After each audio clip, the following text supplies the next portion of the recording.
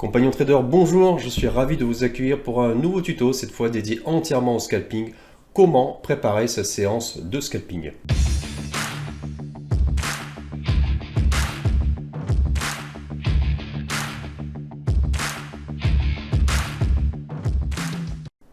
Je m'appelle Guillaume, je suis scalper professionnel, je trade les marchés financiers depuis plus de 5 ans et je suis à mon compte à 100% en trading depuis maintenant plus d'un an. Allez, c'est parti, on passe devant les écrans. Alors tout d'abord, j'ai quelques questions pour vous. Connaissez-vous la notion de zone de trading? Accordez-vous également du temps à votre préparation de votre séance de scalping? Savez-vous définir vos objectifs avant de commencer votre séance de scalping? Avez-vous conscience de votre état psychologique interne avant de démarrer votre séance? Si vous avez répondu non à l'une de ces questions, je pense que ce cours va vous intéresser, puisque nous allons voir en fait dans les quelques minutes qui vont suivre comment scalper les marchés financiers en toute sérénité, comment maximiser ses chances de gain. Allez, c'est parti. Alors maintenant, je vais vous livrer en fait un plan d'action en 5 points qui va vous permettre d'être au top avant de démarrer votre séance de scalping.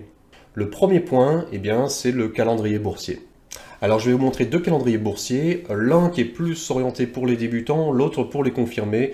Les deux sont assez complémentaires en fait, je vais vous expliquer cela en détail. Alors voilà, je vous présente la première solution de calendrier économique qui moi me plaît personnellement, c'est investing.com. C'est connu, la majorité d'entre vous ont déjà entendu parler de ce calendrier. Je vais l'expliquer en fait en quelques mots pour les personnes qui ne connaissent pas du tout et à quelle information donc moi je me réfère avant de scalper.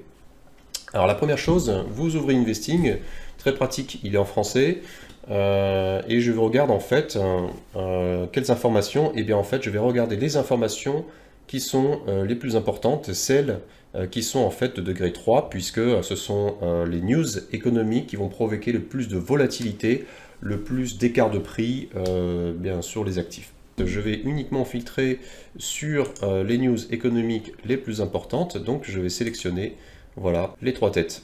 Donc là, ça me donne déjà en fait un résumé, un condensé des news économiques les plus importantes de la journée. Alors moi, la première chose qui me saute aux yeux, et je pense que vous aussi, c'est la décision de la BCE sur les taux d'intérêt au mois de mars. Donc ça, c'est on va dire la nouvelle la plus importante de la journée, c'est celle qu'il ne faut pas louper. Et donc à trader, en effet, ça va être assez compliqué de trader en fait aux alentours de 13h45, donc moi c'est heure locale en Russie, j'habite en Russie, donc effectivement quand on va s'approcher de cette heure-là, on va dire une heure avant, je vais arrêter mon trading pour ne pas être impacté. Alors comment interpréter là en 30 secondes ce calendrier économique? Précisément, vous avez 3 colonnes, l'actuel, le prévisionnel et le précédent. Et les investisseurs financiers regardent ces 3 colonnes en fait. Si vous avez un actuel qui est supérieur au prévisionnel mais qui est inférieur à la stade du mois précédent, vous pouvez avoir une réaction négative, comme positive d'ailleurs, on ne sait pas trop. Si vous avez en fait un actuel qui est inférieur au prévisionnel et au mois précédent, là c'est clairement négatif.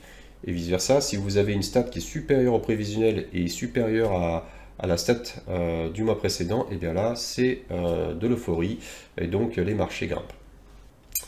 Maintenant, je vais vous présenter un deuxième moyen pour obtenir les infos économiques complètes avant de scalper. C'est un calendrier que j'affectionne particulièrement, que j'utilise. Il est dédié, je pense, à des traders un peu plus confirmés. Donc moi en fait j'utilise le calendrier Reuters qui est gratuit avec certains brokers, par exemple IG, avec IG je l'ai gratuitement, mais vous pouvez l'avoir également en utilisant Google. Je vais vous montrer la petite astuce. Donc on va ouvrir une page Google et on va taper en fait les mots-clés suivants: calendrier économique Reuters 7 jours. Entrée. Donc, calendrier Reuters 7 jours, je clique sur celui-ci, et là donc ça va me donner le calendrier économique à 7 jours. Je vais me positionner sur la date du jour, aujourd'hui nous sommes le jeudi 12 mars, et je vais regarder, donc je vais mettre en gras tout ce qui est intéressant, et je vais vous expliquer pourquoi ce calendrier-là me semble plus intéressant. Donc en fait il y a 2 raisons à cela. La première, c'est qu'en fait, il va donner une synthèse et c'est vraiment le mot le plus important dans les raisons qui fait que je préconise ce calendrier pas un autre, il va me donner une synthèse sur 3 plans, sur le plan politique, sur le plan économique et sur le plan des résultats d'entreprise. J'ai déjà en fait voilà, une vue très rapide de l'actualité politique. J'ai également en fait une vue des indicateurs économiques importants qui vont tomber aujourd'hui. Donc ici Bruxelles à 11 h la production industrielle, donc là c'est une news économique européenne. Et j'ai également les résultats des sociétés les plus importantes sur toutes les capitalisations boursières mondiales. Donc Bolloré pour Paris, Eurazeo, Rubis. Donc là, en fait, on n'a que des résultats de sociétés françaises, mais si j'avais eu des sociétés américaines très importantes comme la société de Google, Alphabet, ou Amazon, ou Home Depot, j'aurais eu également l'information à cet endroit. Voilà, on a fait un petit point sur le calendrier boursier. Alors c'est un peu évident, je m'excuse, mais c'est vrai que c'est un point très important quand on est scalper. Il faut ne pas faire l'impasse sur ce calendrier. Mon petit conseil que je vais vous donner, c'est de rajouter ce calendrier, soit en fait de déclencher des alertes. Si c'est investing par exemple, vous avez la possibilité de cliquer sur la petite clochette à côté de la news économique pour vous prévenir, avoir une notification sur votre mobile ou sur votre ordinateur. Si c'est le calendrier Reuters que j'utilise, moi je fais un copier-coller, je mets ça dans un post-it et en fait mon post-it il est à côté de mon écran graphique de mes cours boursiers pour que toujours j'ai en tête des news les plus importantes de la journée. Alors maintenant on va passer en fait à mon deuxième conseil de mon plan d'action pour bien scalper. Le conseil c'est de définir des objectifs pour la journée comme vous avez des objectifs pour la semaine ou pour le mois. Et également de définir en fait des objectifs de perte. Alors ça peut paraître un peu choquant d'avoir des objectifs de perte, on est là pour gagner de l'argent, pas pour en perdre, mais vous devez avoir en fait en tête, je vais commencer par ce point-là, c'est le plus important, vous devez en fait avoir en tête un objectif de perte, c'est-à-dire que vous devez accepter psychologiquement la potentielle perte que vous pouvez subir sur les marchés financiers. Pourquoi ? Ça va servir à 2 choses. Le premier point, ça va vous donner en fait au niveau de votre money management, ça va vous obliger à calculer le niveau de perte maximal admissible pour votre portefeuille. Ça, vous devez vraiment en avoir conscience. Être scalper, ce n'est pas être day trader, ce n'est pas être swing trader. Il faut être extrêmement rigoureux sur le money management et donc vous devez constamment avoir en tête combien vous pouvez perdre sur une semaine, sur un mois, sur une année, en fonction des gains que vous avez forcément engrangés. Donc la perte max, le deuxième objectif, c'est psychologiquement d'accepter en fait cette perte, parce que une perte c'est un deuil, ça fait mal, et donc il faut partir en fait sur le ring avec déjà cette idée que c'est une possibilité. Vous pouvez gagner, vous pouvez perdre, et ce que vous pouvez perdre, vous devez déjà le quantifier avant de rentrer dans votre session de trading. Alors également, les gains doivent être très clairs. Pour moi, par exemple, un gain de 10 points sur le DAX, ça me convient. Un gain de 20 à 30 points sur le Dow Jones, ça me convient également pour la journée. Donc ça, ce sont mes gains pour la journée, on va dire théoriques. Forcément, si hier j'ai fait ma journée de trading, et que cette journée-là était excellente, et que j'ai tradé finalement en une journée, j'ai amassé l'équivalent de 2 semaines de gains, eh bien ma règle à moi, personnellement, c'est d'arrêter de trader tout simplement. Parce que j'ai ramassé 2 semaines de gains. Donc je ne préfère pas risquer plus, surtout en ce moment, vu l'actualité et vu les cours boursiers, je préfère ne pas trader pendant la tempête et attendre. L'objectif final, c'est de se verser en fait un mois de salaire complet, donc d'être le moins exposé possible au marché financier. C'est pour ça que le scalping du coup est intéressant, puisque je ne suis en fait en position que de très courtes secondes, voire minutes, et c'est tout. Donc mon intérêt à moi, c'est d'être le moins présent possible, le moins exposé possible au marché financier, et c'est pour ça que quand j'ai fait mes gains, j'arrête ma journée, et si j'ai fait les gains de la semaine, j'arrête de trader pour le reste de la semaine, je me repose. Alors mon troisième conseil, ça va être d'observer avant votre séance de trading, d'observer la session précédente. Si par exemple on est le matin, je vais regarder la séance asiatique, comment elle s'est déroulée, comment elle a clôturé. Également, je vais regarder la séance américaine, vérifier comment ça s'est passé, est-ce qu'on était plutôt dans une tendance haussière, baissière, regarder un petit peu l'actualité, mais il est très important, avant de démarrer, de vérifier ce qui s'est passé sur les marchés eh bien, en fait, des autres zones du monde, puisque tout est lié. Si les marchés américains, ça se passe pas très bien, que les marchés asiatiques, ça dévisse, forcément en Europe, il va y avoir des répercussions, un gap baissier, et sur le marché des CFD, donc une baisse des marchés équivalente. Également, si vous êtes par exemple le matin il est 8 heures, vous allez regarder comment se passe le pré-market, ça va vous donner en fait un indice de la tendance du jour. Très souvent, pas tout le temps, mais très souvent, le pré-market entre 8 heures et 9 heures heure France va vous donner un petit peu la tendance du jour. Est-ce que c'est une journée où on va rebondir et faire en fait des performances positives sur les indices, sur les actions, ou est-ce qu'au contraire, eh bien, on va ranger, ou est-ce qu'on va faire est-ce qu'on va baisser? Donc ce n'est pas toujours vrai. Des fois, en fait, il arrive que c'est quand il y a très très peu de liquidité sur les marchés, on a une direction en pré-market qui n'est pas forcément, qui ne confirme pas la direction du marché une fois que le marché est ouvert. Alors pour ce quatrième point, on va regarder un peu sur les graphiques, mais je recommande personnellement d'identifier toutes les zones de travail. Ça doit être votre stratégie. Les zones de travail, ça ne sont pas des points d'entrée. Les zones de travail, ce sont des zones, des rectangles, des supports, des résistances, des obliques. C'est tout ce que vous pouvez tracer sur un graphique, une zone de travail. Et avant d'entamer sa journée de trading, je recommande toujours d'identifier ces zones-là. Si vous tradez sur CFD ou futur, eh bien les cours cotent 24 heures sur 24, donc je vous recommande de faire ce travail pas la veille au soir, mais plutôt le matin. Vous vous connectez, vous levez 1 heure, 2 heures avant, et vous faites ce travail minutieux d'analyse des zones en fait les plus intéressantes en scalping. Quelle que soit en fait votre stratégie de scalping, vous devez en fait déjà avoir en tête la stratégie, c'est-à-dire est-ce qu'on est plutôt dans une tendance haussière baissière, est-ce qu'on va plutôt travailler entre ce niveau de support de résistance. Je vais vous expliquer là sur un graphique, je pense que ce sera plus parlant. Alors voilà, je suis sur un graphe, sur ProRealTime. Alors c'est un compte démo, voilà, c'est marqué. Ça va me permettre de faire des analyses comme ça, from scratch, de zéro. Alors là, j'ai ouvert en fait un graphe, le graphe du DAX 30, qui est un indice allemand. Je l'ai ouvert en journalier, j'ai 200 unités qui sont affichées à l'écran. Et donc je vais déjà en fait regarder un petit peu, tracer mes supports assez rapidement. Je vais d'abord me mettre en hebdomadaire, parce que je vois qu'en fait le point bas qui est sur mon écran, je ne sais pas en fait jusqu'où il pourra aller, jusqu'à quel support. Donc je vais me mettre sur de l'hebdomadaire pour déjà tracer un premier niveau de gros support qui va me sembler en fait intéressant. Et je pense qu'en fait on y arrive. Alors ma boîte, voilà. Voilà, premier support déjà, donc c'est entre 9600 et 9800, grosse maille, c'est sur de l'unité de temps hebdomadaire encore une fois. Je vais tracer une résistance, mais je pense que elle ne sera pas nécessaire pour aujourd'hui.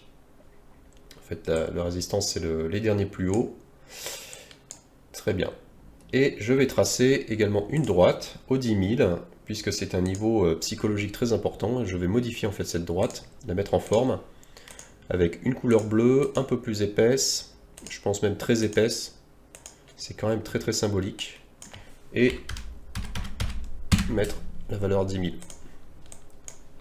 Voilà. Maintenant, je vais repasser en fait en unité de temps journalière et je vais regarder ce qui se passe. En journalier, en fait, on a une énorme baisse. Voilà, de 30% quasiment. Si je regarde les extrêmes, c'est 30% de baisse. Donc c'est quand même une tendance très très largement baissière. Par contre, on arrive sur un support qui est assez puissant.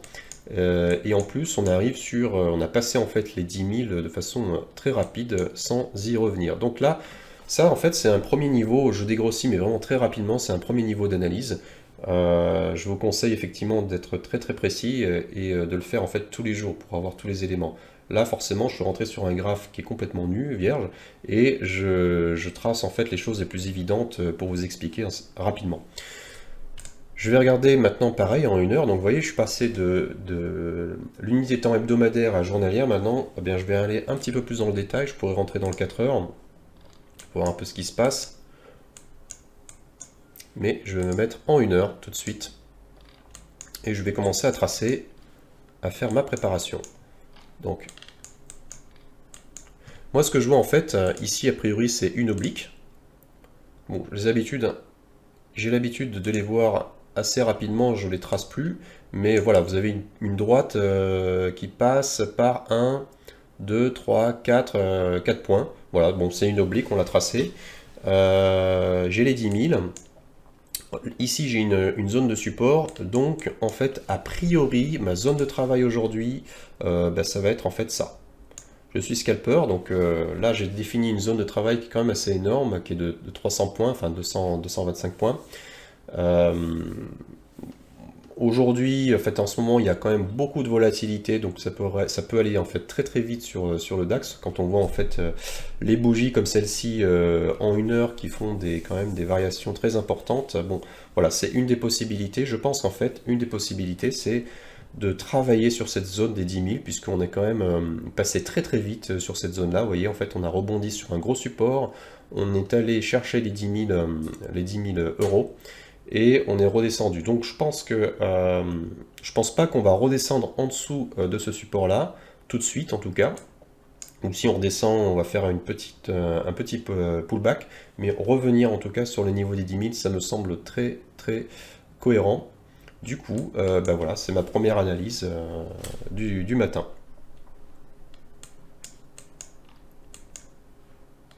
Alors bien sûr, ça ne suffit pas, je vais regarder en 15 minutes.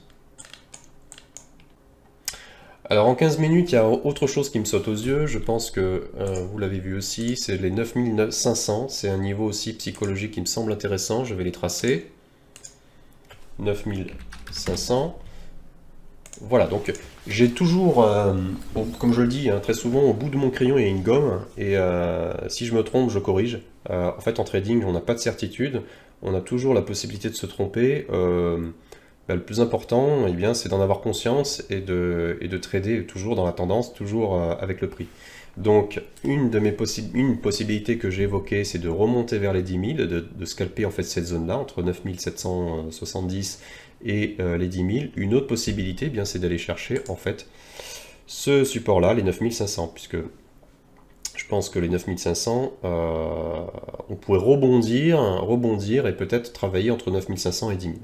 Donc ça, c'est une des possibilités. Soit en fait on part à la baisse, on va aller chercher les 9500, soit on part à la hausse pour aller chercher les 10 000. Voilà, donc ça fait quand même un range de 500 points, c'est énorme.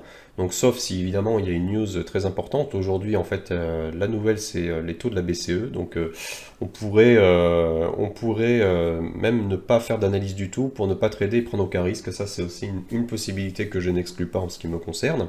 Mais hors news BCE, tant qu'on est loin temporellement de la news, on peut trader donc dans ce champ-là. Donc évidemment, cette analyse, je vais la répercuter sur le 5 minutes et je peux faire des analyses complémentaires en 5 minutes, tracer par exemple des droites comme ceci, des obliques,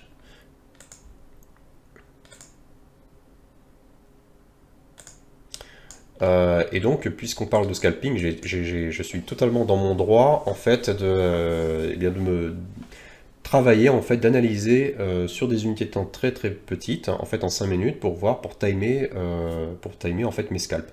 Par exemple, là je pourrais me dire, si on coupe, on break en fait cette droite de tendance à la hausse, eh bien ça pourrait me donner un signal important, donc au-dessus des 9800 et au-dessus de cette droite, un signal important pour rejoindre les 9900 et pourquoi pas les 10 000. Voilà, et maintenant je vais vous donner en fait un dernier conseil. Il est très important, mais rébarbatif pour bon nombre d'entre nous ou d'entre vous. Le journal de trading. Votre journal doit être prêt. Ça veut dire qu'en fait, vous devez l'avoir actualisé avec les trades de la veille, avec vos impressions de la veille. Pour moi, un journal de trading, c'est deux choses. Premièrement, il doit être factuel. Vous devez mettre absolument tout, les gains et les pertes. Il doit vraiment être factuel, ça doit être le reflet du relevé de compte chez votre trader. Sauf que il peut être agrégé, vous pouvez répercuter par exemple le résultat d'une séance de scalping et pas chaque position, ou bien des positions notées en fait des positions typiques reflétant en fait des erreurs. Donc pour résumer, ces deux choses, c'est un compte rendu factuel de votre scalping et un compte rendu, on va dire, psychologique, émotionnel de votre séance également. C'est très important d'associer au factuel eh bien, en fait, la dominante émotionnelle du moment.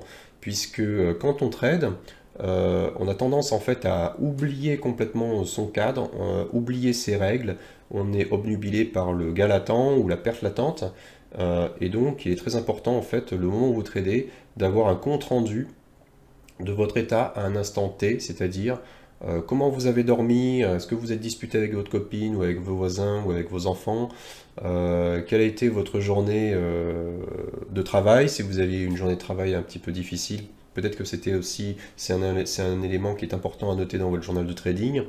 Voilà, en fait, tous ces éléments-là, ils sont à mettre effectivement ensemble, plus un troisième élément, c'est l'actualité boursière économique, puisque par exemple, si vous avez une journée avec des résultats de la BCE, des taux qui vont varier, ça peut être soit très bénéfique ou catastrophique sur vos résultats. En général, pour un débutant, c'est plutôt catastrophique.